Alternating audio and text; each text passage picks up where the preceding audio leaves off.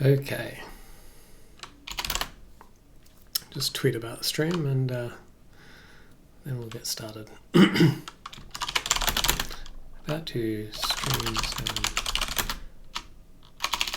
stream myself doing some Blender 2.8 tutorials about to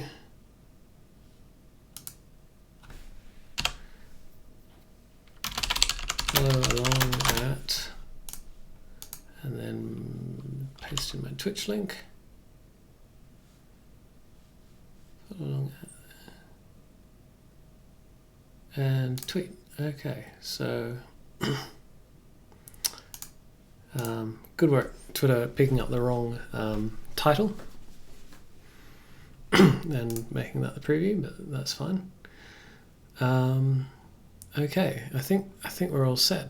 So, g'day everyone. My name is Andrew Russell, and I have a need to do some 3D modeling, and I haven't really done anything 3D modeling for a number of years, and I heard Blender 2.8 came out, and it's even better than when I tried it. I've been trying Blender since, for a very long time, on and off. And when I started, the interface was notoriously terrible. And since then, it has become better.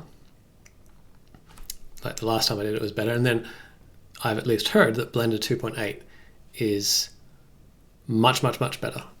So we're going to give that a go. We're going to see if it's any good. And yeah, we're going to follow along with a tutorial. So let's move OBS over here and make sure it's out of the way of everything so I can see chat if anyone actually wants to watch me doing this. A bit of chat would be fun if anyone shows up. Let's see. So yes, I'm going to be following along with tutorials by a fellow called Blender Guru. I believe his actual name is Andrew Price, and I believe he actually lives in the same city as me, which is kind of cool. Anyway, so I sort of follow along with his channel just to stay up to date with what's happening in 3D animation and that sort of thing, and just for honestly for light entertainment. Anyway, so Blender 2.8 came out. I heard about it, I think, from Blender Guru, and obviously then he's putting out a series of tutorials, which I've watched them so far. They're not all out yet, and they're very good. So I'm going to try and follow along, and I'm going to stream the results to see if that's to see what it's like. Just get a feel for it. So without further ado, let's get started now. To save my own sanity, I'm going to watch this at 2x speed. So let's start. I think the beginning is just an intro. If you are new to Blender, then welcome. You're in the right place. This is a complete beginner's tutorial series designed to show you how to use all the main features of Blender whilst learning how to create a delicious donut and some coffee. Now, I know you're excited, you want to start clicking on things and learning things, but since this is part one of a series, I want to take just 60 seconds to explain what you will learn and what you won't learn. So, right now, this is you. You are a little red dot, and you are entering into the wide world of 3D, and if you've done any research, you probably know there is a lot to learn, and it can be a little overwhelming, and you can feel like, I'm never going to learn it all, so why bother? Well, the good news is you don't need to know everything. If you're familiar with the 80-20 rule, there is really only 20% of the features inside 3D software that you use 80% of the time, and that is what this course is all about. It's teaching you those core concepts that you're going to use all the time, so that you can then, by the end of it, feel confident creating your own projects in the future. So this is all going up for free on YouTube, and I've just separated it by level, just like in terms of chapter, so you know what to expect in terms of difficulty, but if you follow it from start to finish, rest assured, you can create a donut and coffee. That final image there, you can get there, because there are 500,000 people who completed the last version of this tutorial that I made 3 years ago. There's even a Blender Donuts subreddit where you can see the results of people that finished the last course. So it might look advanced at this stage, like, oh, I don't know 3D, how am I going to, you can get there, right? If you just follow it through to the end. Now, this is part one of level one, so this is going to be the basics of the basics, and we're going to start with the user interface. And just to keep it interesting, I promise you, if you finish the end of this video, you will learn how to set a monkey head on fire.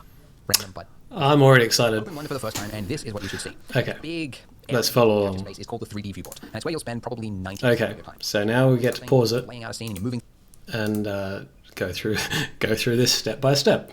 Shortcuts, Blender, left, right, spacebar is going to be played, Blender Dark, next. Okay. So this doesn't seem to be anything that I actually need, so okay, we'll carry on with the tutorial. things around, it's all going to happen right here. So let's talk about moving stuff. So we have the cube here, the default cube selected, and let's say we want to move it. So if you go to the toolbar, you've got a move function, right? And when you do that, you'll see that you get these arrows that appear over your cube. Now, if I just click... I've realized that I'm probably going to need to like lay out these windows differently. Because, I mean, I can't do multi-monitor and stream this at the same time. So let's see if we can do this just for now. And I'll put my noggin over here. Man, streaming. How do I flip this back around? It's fine. I'll just face the wrong way. I'll face the trees. Okay, so what are we doing? And drag on any of these arrows. You can see that I'm moving it along that direction. Okay, so the move tool. Let's familiarize ourselves with the move tool. This looks pretty straightforward. Okay, so we get your basic move tools. I'm guessing this is like moving on the plane. So what's that? Red is the plane that is, I guess, defined by the red axis. So if I hit X, Y, okay, so Y is green, X is red, and Z is blue. Okay, good. So we're familiar with that. That's pretty straightforward. So there's 3 axes, because there are 3 dimensions in the world: the Z axis, the X axis, and the Y axis. So along those, I can sort of move it anywhere within this space here. Okay, so that's moving, and the next one underneath that, you've got rotate. I can rotate something along a specific axis. Or by the way, if you just like don't click on any of these like highlighted colors, just click anywhere in there, it's gonna like trackball it, which is like just free rotate. If you release, by the way, it's gonna so the mouse, it's gonna rotate whatever you set it to. But if while rotating it, you just right click, it's gonna like cancel the action, or you hit escape, right? Okay. But anyways, then you've got scale. So if I click the scale option, now I've got these. That function there, or this axis, or that axis, okay, etc. Or click anywhere within there, and now you're scaling just the size of the thing. Okay. So what does it do if? What happens if I gimbal lock it? Like, can I do that? So if I try and move on the red axis here, oh, I can gimbal lock. Ew. I mean, it's not completely awful. Like, you have to line that up carefully to really ruin it. Not a complete disaster. All right. And by the way, that one down there is like all 3 of them mashed in together for, I don't know, people who are running out of time and they need to click them all at the same time for some reason. But anyways. I mean, that sounds like me. That's how you can do things. But actually, whoa, that's scale. Is to memorize the hotkeys. Let's because move. You're going to use it a lot, and every time you want to like rotate or scale something, if you have to go up here, then click on this, then click on this, it's a lot of work. It doesn't sound like it, but when you're doing it like repeatedly, hundreds of times an hour, it's a lot of work. So what I would suggest you memorize is the hotkeys. So to move something, it's G. G for grab. Okay, G. And when you do that, it's attached to your cursor. So you just tap the key once, and you don't have to like click or hold or anything like that. It's now attached to my cursor. If I right click, I'm canceling the movement. But if while it's moving like that, if I just left click, it's now confirmed the movement. Now it's free movement right now. So if I was to push the letter of any of those axes, like Z, I'm now moving along the Z axis, or X, or Y. Okay, so again, that's while it's moving. If I hit any of those keys, I can snap it to that axis. Or instead of having to like do a separate key, so while it's moving, instead of hitting those axis buttons, if I hold down the middle mouse button, which is, did I talk about the middle mouse? I didn't talk about it. I've recorded this tutorial 5 times. If you click on the scroll wheel, that's the middle mouse button. And if you hold that in, you'll see that it's like snapping it to a specific axis. So that's actually a really fast way to work. So if I hit G, I can move it down. So G, quickly tap middle mouse to get it to the right axis, and click. Then G, quickly tap middle mouse, get it to the right axis. I can do this, and I can move this cube anywhere. And it's a really fast way of working. It's great. And those hotkeys work the exact same way. So, for rotate and scale. So if while rotating, free rotate, X, Y, Z, or middle mouse, and I'm going to rotate it along the X axis. Scaling, again, I don't have to be in scale mode. I can just hit S for scale, and that's going to scale like that. Or I can S, scale along the Y axis by tapping Y, X, Z, or S, middle mouse button, and snap it to a specific axis that I have in mind. Okay, so those hotkeys, G, R, and S, tip of the iceberg, my friends. A lot of hotkeys to come. There's a lot of hotkeys in Blender, and so I created a shortcut PDF with like all keyboard shortcuts. So if you join my email newsletter, I'll send you that. It's a PDF you can print out or Google Doc, do that. Save and reference on a separate monitor or whatever. But the link for that is in the description if you are interested. Because we're going to learn more hotkeys. Okay, so the next hotkey is moving around, like navigating within this space here, because we're just looking at it from this view. But let's say this cube was all the way off screen. Where's it gone? How are we going to see it now? So if you use the middle mouse button, which is again the scroll wheel, if you push that in, if you hold that down, that is called orbiting or rotating the view, but orbiting, right? And that enables you to rotate around the view. Now you'll see that we can't really get close to that cube there because we're just looking at the center of our scene right now. So if we want to pan to a separate area, if we hold down Shift middle mouse button and drag across, then we are looking at a new area. So those 2 functions, middle mouse button to orbit and then Shift middle mouse button to drag to a new section, are very common. So I can go anywhere in my space just with those 2 functions. Shift middle mouse button to pan, middle mouse button to orbit. So just familiarize yourself with that. Just try to move around to different areas of the canvas, the 3D view, like so. Now, if perchance you do not have a mouse with a scroll wheel or you're on a laptop with a trackpad, good luck with that, by the way. tough road ahead. No, but there is another way, which is to use this gizmo in the top right-hand corner. If you just click and drag anywhere within that, that is orbit. And then if you click this hand tool and just hold, that will move it. So this whole gizmo section here was designed, it's a new feature of Blender, but it's basically designed because, we know that tablet devices and everything are on the rise. And at some point, people are going to start using them on Surface tablets or something, and they've only got a stylus. So you don't need a mouse, with all the functions to move around Blender anymore. You've got this if you needed it.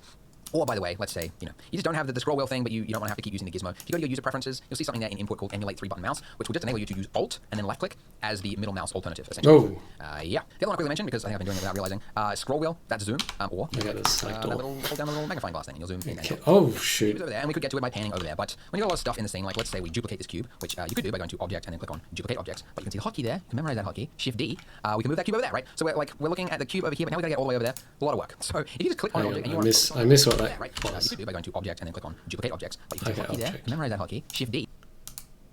I don't have an object menu. Yes, I do. Duplicate objects. Hey!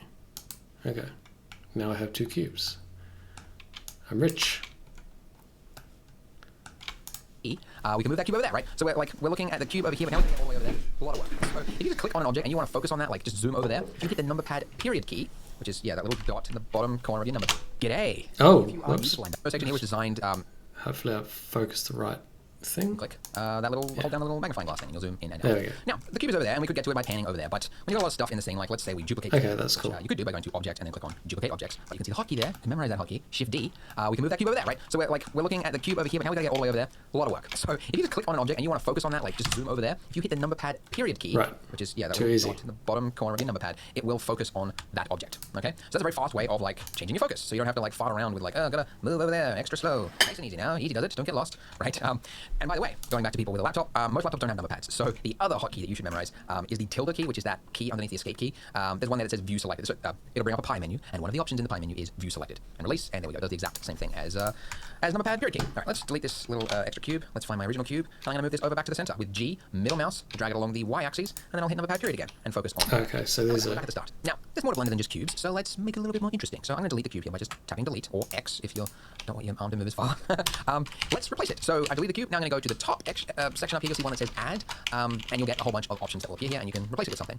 But it's a long way to go for your mouse when you're adding stuff frequently in Blender. So Shift A is a very common hotkey that you should memorize. Shift. So that seems pretty familiar. Like, like this is familiar from the last time I did Blender. Now it's like the number pad to change axes is coming back to me. So that's a good start. Or X if you don't want your arm to move as far. Let's options in the pie menu is view selected and release, and there we go. It does the exact same thing as number pad period key. All right, let's delete this little extra cube. Let's find my original cube. I'm going to move this over back to the center with G, middle mouse, to drag it along the y-axis, and then I'll hit number pad period again and focus on that cube. And look at that, we're back at the start. Now, there's more to Blender than just cubes, so let's make it a little bit more interesting. So I'm going to delete the cube here by just tapping delete, or X if you don't want your arm to move as far.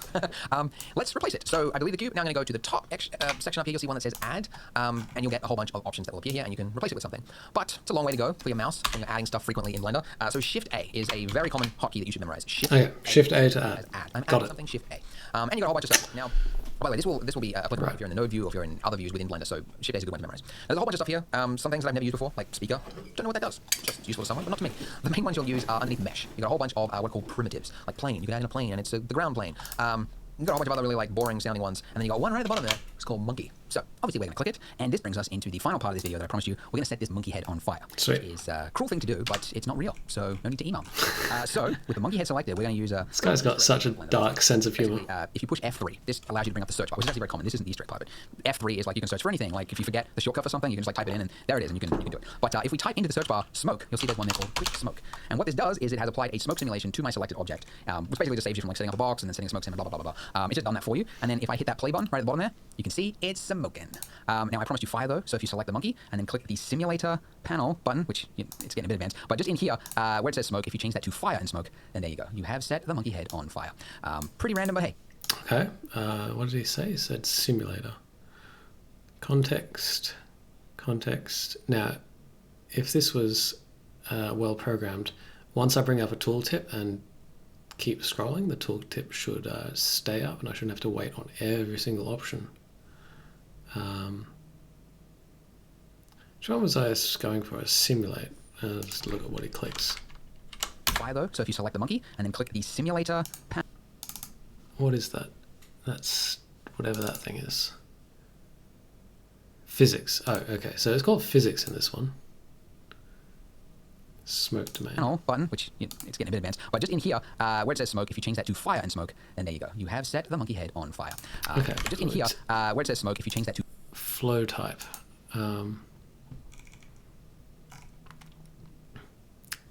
Smoke type domain settings.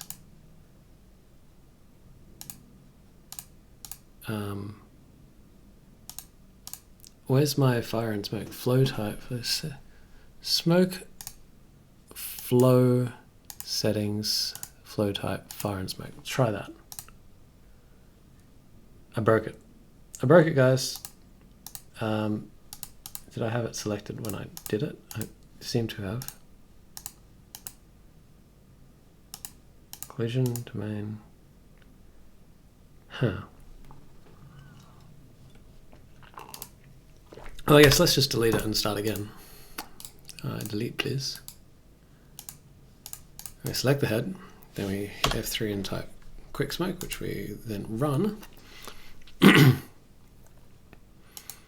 then physics for smoke.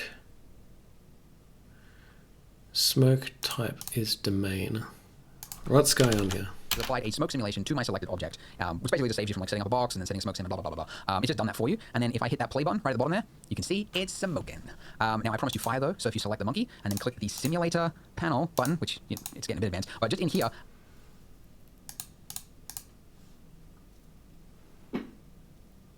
where it says smoke, if you change that to fire and smoke, then there you go. You have set. I've been lied to. It's not working.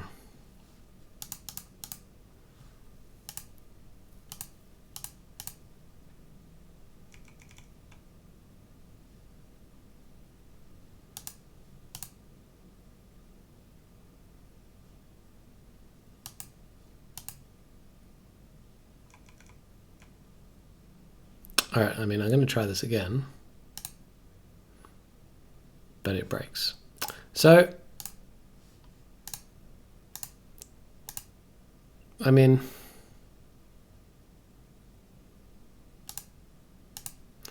that's disappointing.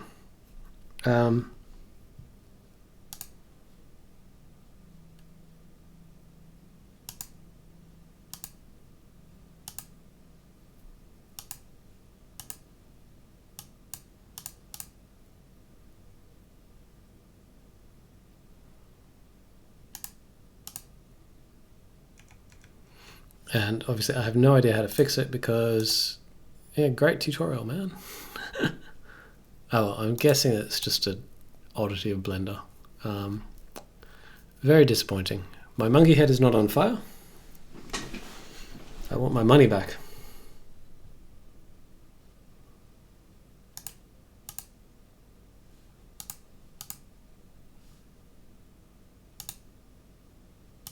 I mean, domain works.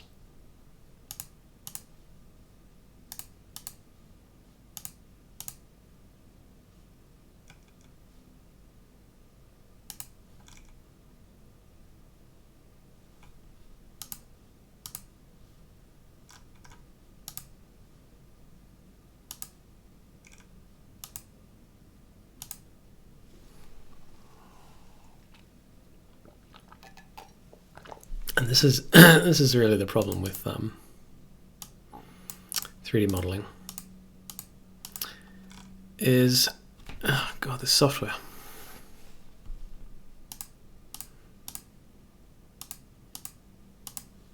It's a little bit disappointing, really. I mean, I'm not going to spend too much time going through the particle menu. I don't need particles in the near future.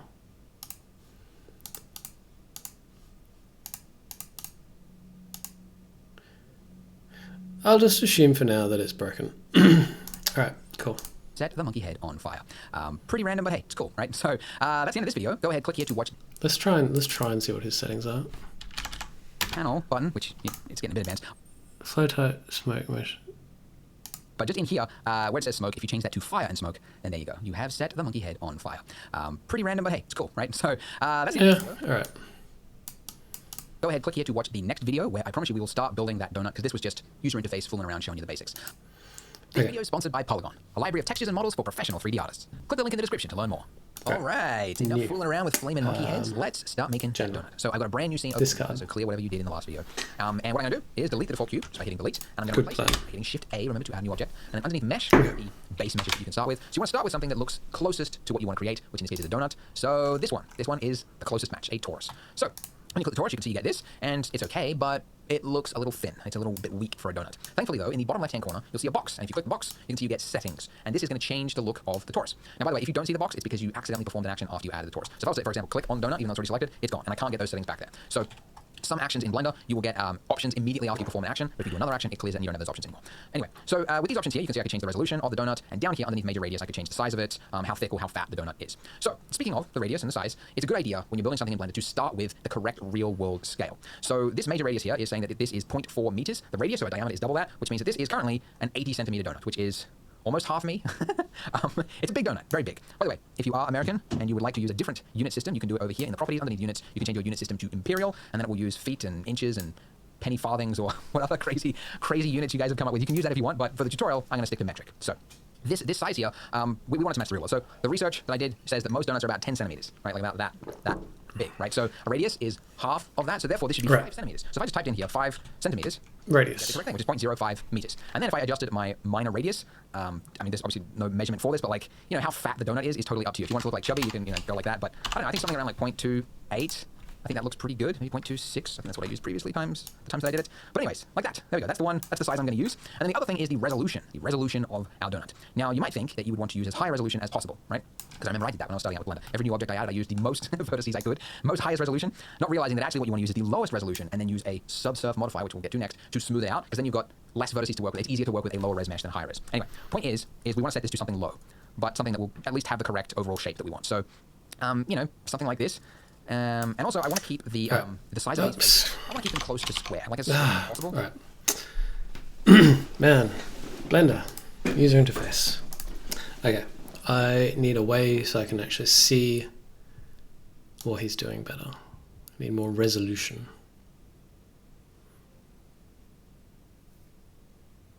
I want to say. And you're not to know it because you're just starting out, but the reason for this is later on down the road we're going to use displacements, and it's much better if you've got square faces for displacements. So anyway, something like that is pretty good. So these are the things I'm going to use. We have a second to use it, and we're done. Okay, that's it. We have the donut ready to go. Let's try and copy his settings from this very grainy video. It's pretty good. So these are the settings I'm going to use. Okay, so 28, 12, 5 centimeters, 0.26. Okay, let's try it again. Torus, let's see. 28 major segments.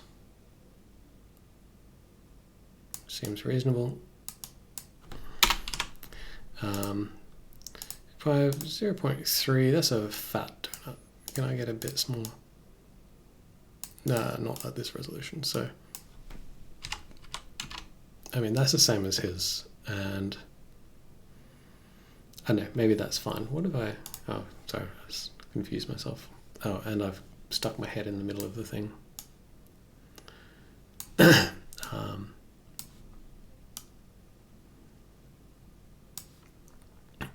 Okay.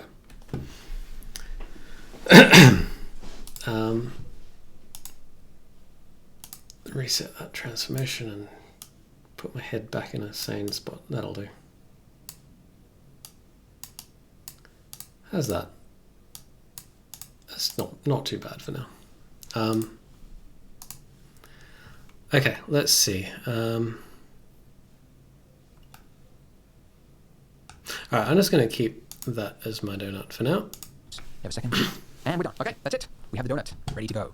So we've added an object, but let's say you want to change the shape of that object, because that's a very common thing you want to do when you're building 3D creations, is you want to tweak it to look how you want it. So right now, this is the most perfect donut that ever existed in the history of the world. You could have like a donut competition, and no one would ever be able to make as perfectly round and smooth shape as this, right? Because computers make things that are perfect, and in the real world they're not. So that's why imperfection is the virtual perfection, which is a quote by someone, but it's very true. I don't know who said it, but it's very true. So what we want to do is make it look a little bit lumpy, a little bit misshapen. So to do that, we need to enter into edit mode. So if you go to the top left corner, you can see we are in object mode, and if you change that to edit mode, you will see that we get this, which makes it look like a grid, like a cage has appeared over it.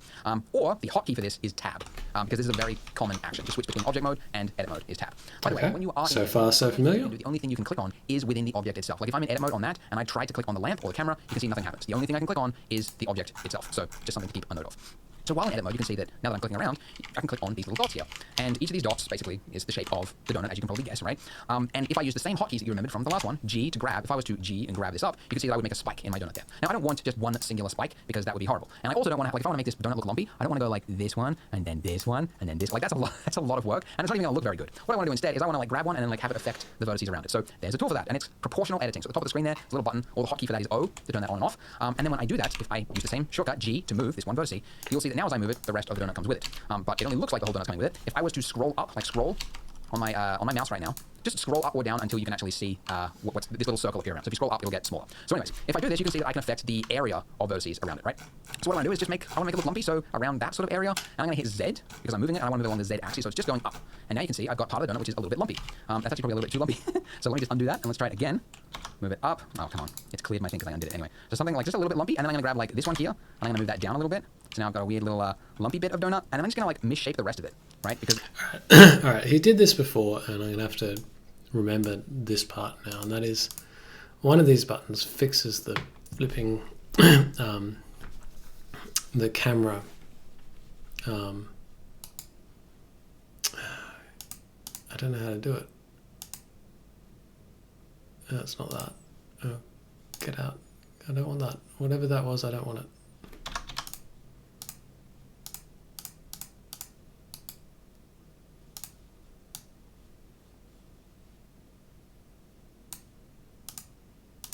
Okay, here it is. Okay, so that little thing is the view. Clip start is, yeah. Much better. All right, let's, okay. Now how do I get rid of it? Get rid of this panel, please.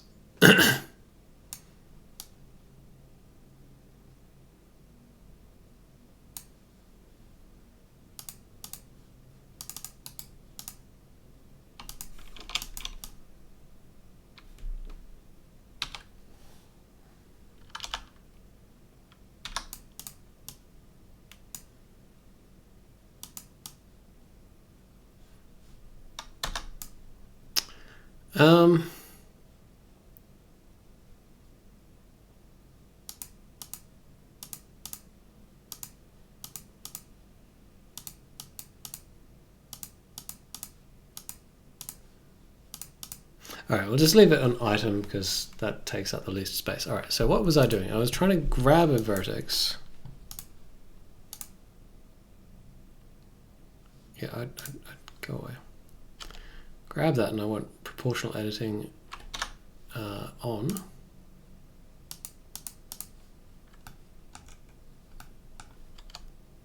And I want to use the Z axis.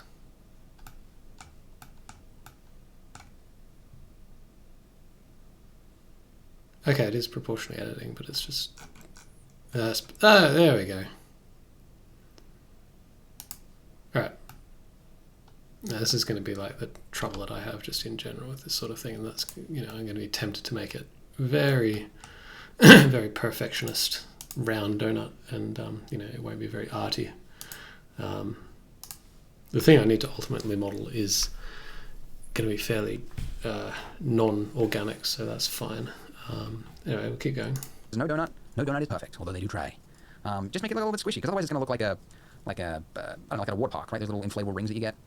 I'll never forget, as a kid, go to the water park a lot, and yeah, there was like this ride called the Calypso Bay at Wet n Wild, Australia. I used to love like, stacking the rings on top of each other, and they kicked me out of the pool. They told me to get out because you're not allowed to stack the rings. But it was so fun. Man, And then be inside it and like roll around. I feel you, Andrew. Told me to get out of the pool. Anyway, so as you can see, I'm just grabbing parts of the mesh. I'm just moving it. Good times. Motions as I'm doing this, just so you know. Just make your own donut. Don't copy mine.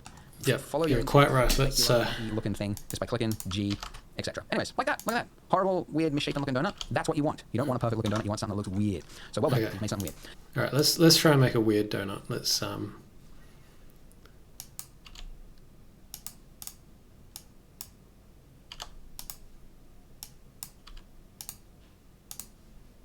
yeah, I'm liking this. This is. Oh, no, I don't want that.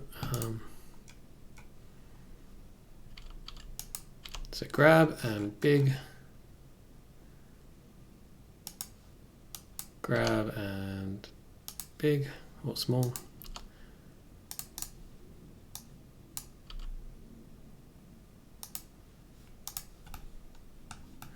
Let's grab some of these ones and change the top a bit.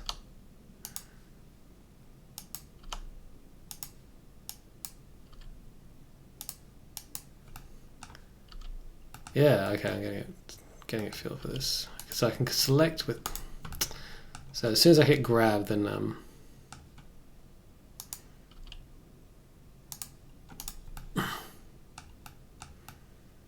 that's not too bad.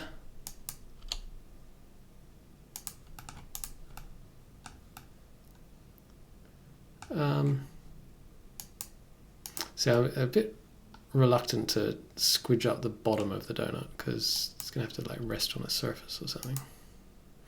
But then again, why not?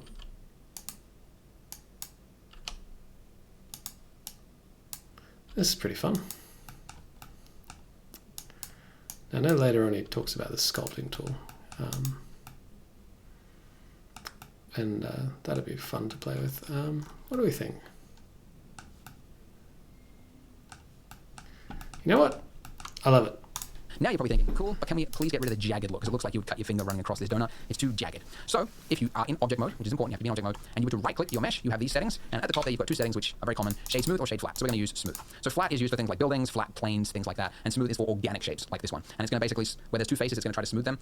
Yeah, basically, it'll try and make it look smooth. Now you'll notice it does look smooth, but the edges of it, you can see it does still look sharp. So shade smooth is just like it's changing the way it looks, but it's not actually affecting the actual shape of it in any way. So if you want to actually make this higher res, what you need to do is use a subsurf modifier. So the modifiers are found in the properties. This is the properties here, by the way. We haven't really talked that much about properties, but it's this whole section on the right here. So if you click on the wrench spanner, I always get them confused. You can tell I've never got my hands dirty. I'm going to go with spanner, and this is the modifier panel, okay? So it's empty right now, but if you click on add modifier, you get this lovely list. Yep. The one we are looking for is right down here where it says subdivision subsurf, and it's probably the most common subdivision surface. Okay. Right. And as a modifier, so what's good about modifiers is that it is what's called non-destructive, meaning that it's not applied. Like I can work on other parts of the scene, and then I can come back to the donut and go like, I want it to be smoother, and then I can change the smoothness, and then I can come back to it later and go, it's too smooth, I want to change it again. So you're not actually like nothing is being applied. It's just all the settings are kept there, so that you can come back and change them as you need to. So modifiers are fantastic. So what this subsurf modifier is doing is basically, if you look at each of these faces here, so this is what's called a face, and it's like when you've got 3 or more vertices and you add a solid face between them, that's a face. I don't know how to explain it. But a subsurf modifier, what it's doing is it's adding like another grid between it, and it's taking like the average shapes of it. So like on the edge there, like where it was previously like sharp, it's doubled the resolution and it's averaged it out to try to smooth it. So what is one subdivision because that's the viewport setting. The render setting is what it will render at, right? So when we get to that stage, that's the setting it's going to use. So if I was to increase viewport, it's doing another subdivision over that. If I was to increase it again, it would make it even smoother and smoother and smoother. You don't want to go too high though, because the higher you go, the more graphics is going to be used to render it in your viewport or when you do your actual render. So keep it low, but 1 is fine for this. All right. Okay, so well done. All we've got is a lumpy donut, and yeah, we did make a long video. So go ahead and join me in the next video, and we're going to make the icing for our lumpy donut. Sweet. All right, let's make some icing. G'day, and welcome back to the Donut Show, where we make virtual donuts. So in this video, we're going to make the icing. We're going to start making the icing. So what I want to do is, I'm excited. There's, as always, 100 ways you could do it, but the way I'm going to do it in this part is going to be the easiest way, and that's to take half of my donut, just cut off the top half, duplicate that, and then give it some thickness, and then that is going to look like icing on top of it. So what I want to do is, I'm in object mode right now, but if I went into edit mode, this will enable me to, as we mentioned in the last video, click on each of these vertices here. So I want to select half of my mesh. So if I was just to drag a box over it, you can see I'm selecting, but a couple of problems. One, you can see that like it's actually kind of hard to look like side on, but also I'm not selecting through the mesh. So first thing I want to show you is how to look directly side on, because this is kind of like freeform look and there's perspective. Right, we've already figured this one out. You want to look dead on and like do like these buttons here. So I'm going to use number pad 1, and that will look front on to the mesh. You can also use number pad 3, and that's just the right hand side of that, and then number pad 7 will look top down. Get my keyboard shortcut list if you haven't got that already. That'll come in handy. But it's all there. Alternatively, the other way, if you don't have the number pad, you can just click up here. These little axes here. That's how you can look side on, front on, etc. Or as I mentioned before as well, for people I'm going to pause. Tilda. I'm going to pause the stream for a little while and come back. So carry on later.